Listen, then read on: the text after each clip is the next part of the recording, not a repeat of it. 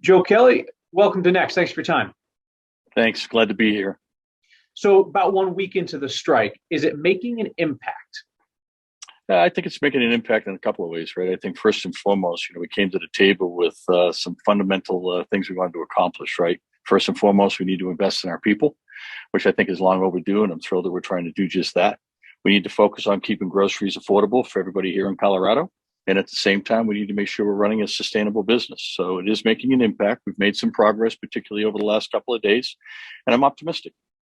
So, I know King Soopers made what it described as the last, best, and final offer prior to the start of the strike. Does that mean that you're not putting additional offers on the table here while you negotiate it? Is it take it or leave it? Now, so we have, and we've been here. I think it's been reported by you and a number of other news stations that we've made. The union has come back with a number of offers, and we've done the same. That's all part of negotiations, right? I think the important piece that we try to get out, and we told our associates right out of the gates after we presented it to the union, that we're putting $170 million in wage increases on the table. That's the largest wage increases in the history of King Soopers and city markets across 75 years. Now, by the way, our associates deserve that. They're long overdue. But on top of that, we also have a industry-leading healthcare plan. And just a great example, our associates, Kyle, pay $139 a month for a family plan.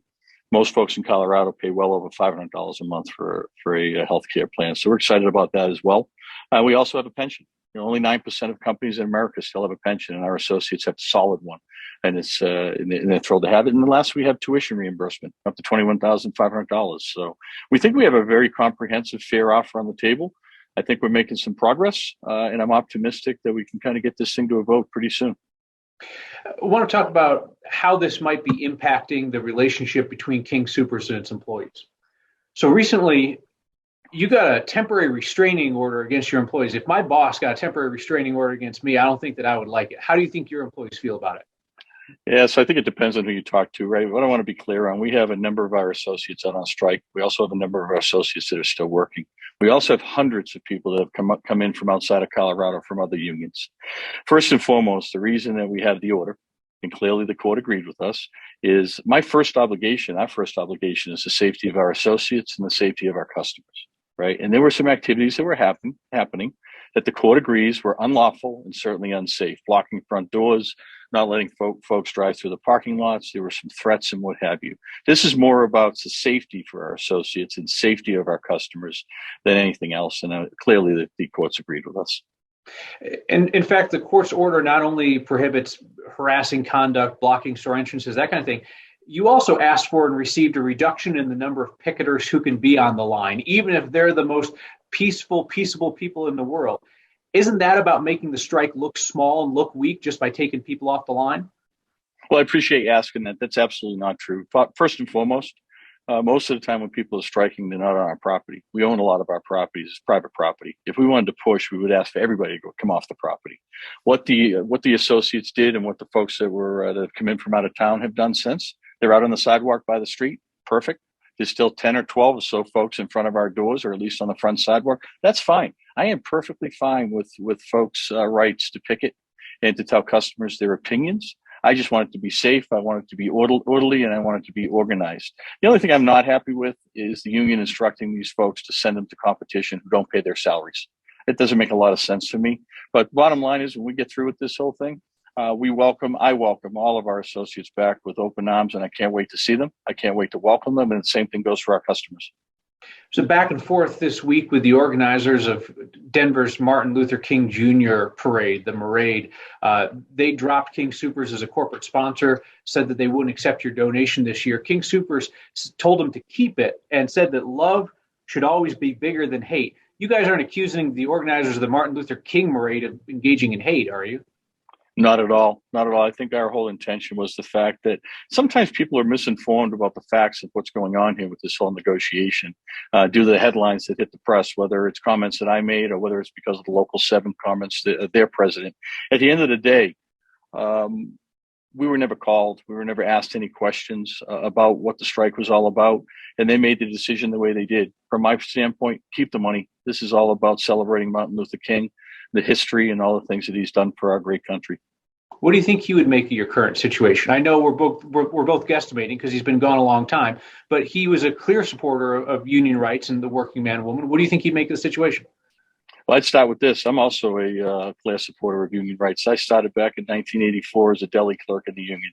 I was in the union for a long time, and I support the unions. We're not trying to get rid of any unions. I think that Dr. Martin Luther King would ask a lot of questions and try to get to the bottom of what the fundamental reasons are that there is a strike, and he would be open-minded to listen. And I think that the storyline that's out there, that's on the street and in the media, they're mixed messages, right? At the end of the day, this is all about our associates and our customers, and we need to get this thing done. To that end, the fact that this has gotten so contentious, Colorado's got a lot of places they can go to shop for groceries. Do you have any concerns that there's going to be lasting ill will toward King Soopers as a result of how Coloradans perceive this going down?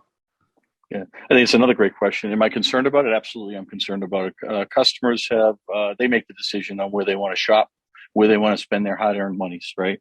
We've been around almost 75 years. We have terrific loyalty from our customers and from our associates based on how many tenured associates we have as well. When you change people's shopping habits, there's always a risk that they won't come back. So yes, I'm concerned. What I will tell you is we're going to do everything in our power to get all of our customers back and welcome them. And hopefully they'll come in and they'll celebrate with our associates being back to work.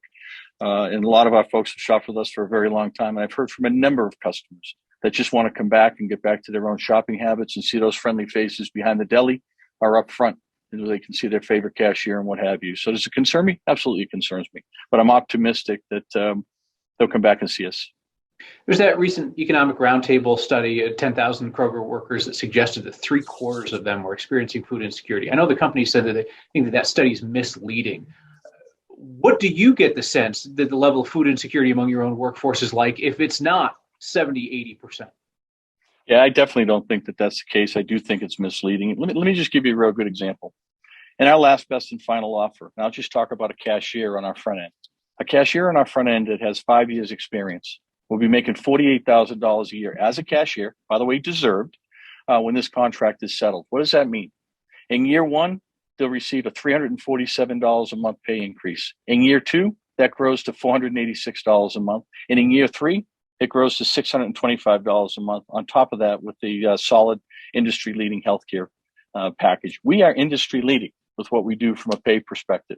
And I think any state in the country will declare what the living wage should be. Our average associate earns $18.29 an hour. 75% of our folks already make over $20 an hour, and 50% make over $18 an hour. So it is a living wage. All I'm saying is we need to continue to improve it and improve the quality of life for all these great associates who work for King Soopers and city markets. One of the arguments I've seen King Soopers make in the last week is to compare the pay of your associates to other professions in town, professions that you point out require more education and training and so forth. Is that an argument for not paying your people more, or is that an argument that those other professions should go get a union? I think it's an argument that everyone should be paid appropriately and should be paid a fair wage. I don't think it's one against the other. I think that the example that you brought up, we were actually just trying to compare the fact that we're paying a fair wage to our associates. And as a matter of fact, as we get this contract done and get it ratified, that they'll be making even more. That's the important piece. Get the money in our associates' pockets. That's where it belongs. And when we drag out a strike like this, nobody wins in a strike. Not our associates, not our customers, not the company, and not the union. We just need to get everybody back to work. And I'm very optimistic. I'm sitting here at the Marriott right now talking to you. And the negotiations are still going on, and we're making progress. I hope the next time I get to chat with you that we are all back to work, our customers are happy, and our associates are happy. Last question I'll ask you is the last question I asked Kim Cordova across the table, who also spoke to me from the same location this morning. What's going to be the determining factor in when this ends, and what role does the public have in that? Yeah, I think that the public has, the only role the public has really is because they've been extremely patient with all this disruption at the stores. And I think the only role that the public plays in this now is where are they shopping today and where are they shopping tomorrow. At the end of the day, and I hope it's today, quite honestly, we come to an agreement. We need to let our associates vote. This is about our associates. They are the ones that should determine whether or not they like what's on the table or they don't, but they have not been given the opportunity to vote yet. And I'm very optimistic that the local 7 union will allow them to vote very shortly, and that's how this thing ends. Lastly, is there anything else that you think is important for people to know that I haven't brought up here? Just the fact that I sincerely care about it. I just shared with you, I've been in Colorado for about 9.5 weeks as the new president here at King Soopers. I have never met a group of associates in my 37 years that are so committed to a company, that are so committed to the state of Colorado, so committed to doing what's right and servicing our communities. I've said all along, particularly since I arrived here, that our associates here at King Soopers and City Markets are the true community heroes. They're also on the front line, servicing our customers, taking care of their families and themselves during this pandemic. And for them to come out of this negotiation and get back to work, I think would be the best thing for all of us. I'm looking forward to seeing all their faces.